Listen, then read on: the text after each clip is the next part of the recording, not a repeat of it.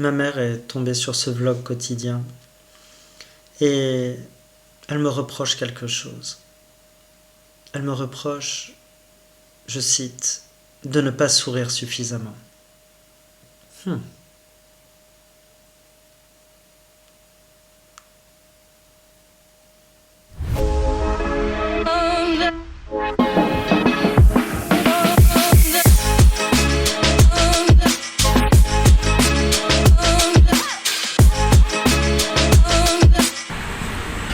J'ai bossé dur toute la matinée.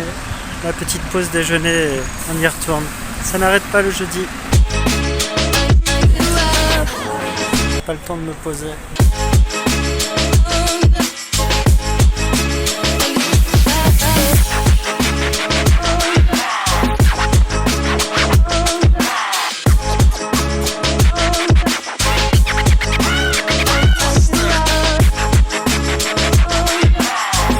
Qu'est-ce que c'est que cette étrange lumière qui illumine mon cou et garde mon visage dans l'obscurité?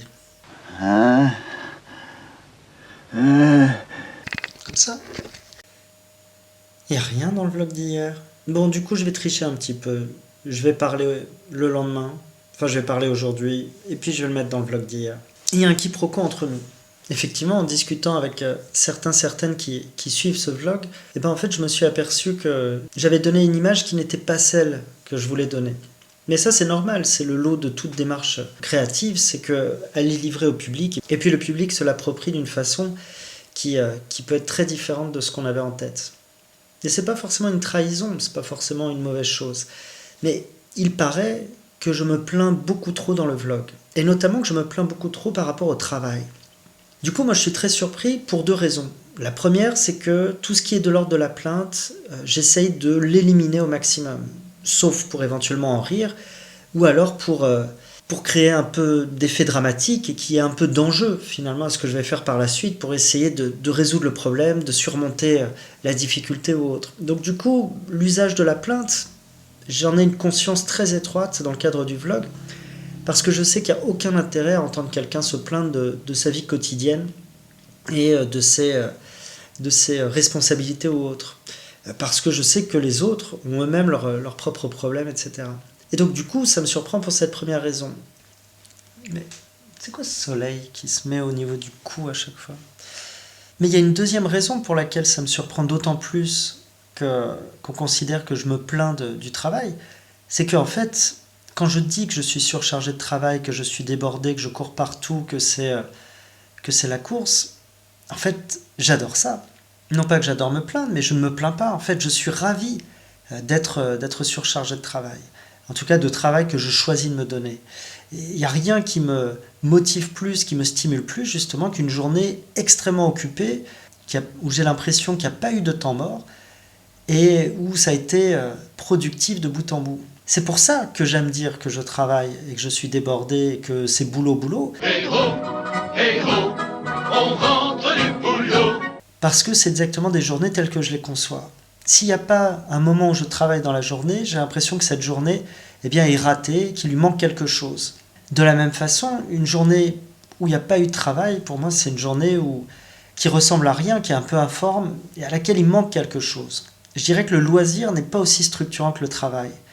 Et c'est pour ça aussi qu'à travers le vlog, je veux faire que même dans mes loisirs, le fait de devoir les transmettre, les mettre en forme, les monter et de livrer tout ça, c'est une part de travail.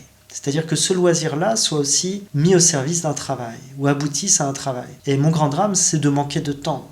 C'est pas de crouler en tout cas sous les tâches. J'espère que ça a un peu de sens. Maintenant, je te dis pas qu'il faut vouer sa vie, la consacrer absolument à travailler pour son employeur. Si c'est quelque chose que tu aimes profondément, en ce cas-là, je comprends que tu n'aies pas envie de compter ton temps. Par contre, pour moi, ça a du sens de travailler si c'est faire quelque chose pour soi.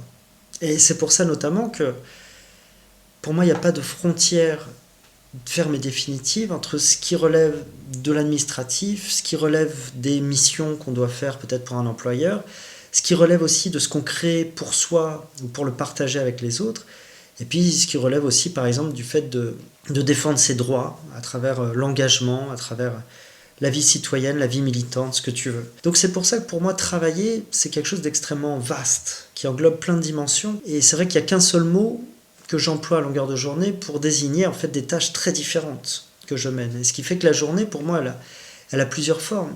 Peut-être qu'on peut intégrer aussi le travail domestique, le fait de travailler à s'occuper des enfants, à faire les devoirs avec eux ou autre. Pourquoi pas? En tout cas, travailler, c'est forcément quelque chose qui doit te faire progresser toi-même, qui doit te donner un sentiment surtout d'accomplissement et d'achèvement. Et ça, là-dessus, je suis pas sûr que tous les moments où nous travaillons, eh bien, on ait cette impression. Ça fait aussi un peu partie des contreparties, c'est-à-dire tout travail ne peut pas être passionnant totalement. Et j'ai un ami qui était dans contrôleur du travail, c'est le grade en dessous d'inspecteur du travail, je crois, et qui me disait que le travail, c'était 20% de terrain à aller contrôler effectivement des lieux de travail. Et ça, c'était la partie trépidante. Et puis de l'autre, c'était quand même 80% d'administratif, à faire notamment des comptes rendus, des rapports de ces inspections. Et ça, forcément, c'est la partie un petit peu moins palpitante. Ouais, je dirais que c'est un petit peu pareil pour moi. Et l'idée, en tout cas mon idéal, c'est de pouvoir petit à petit inverser ce ratio et qu'on se retrouve peut-être sur du 40-60, et puis il va savoir pourquoi pas du moitié-moitié, du 50-50, et puis qu'à la fin on arrive à un rapport, ce serait 60% de bonheur, et puis à la fin, imagine, on en arriverait à 80% de bonheur, et 20% de sueur. 100%, on court chercher les enfants.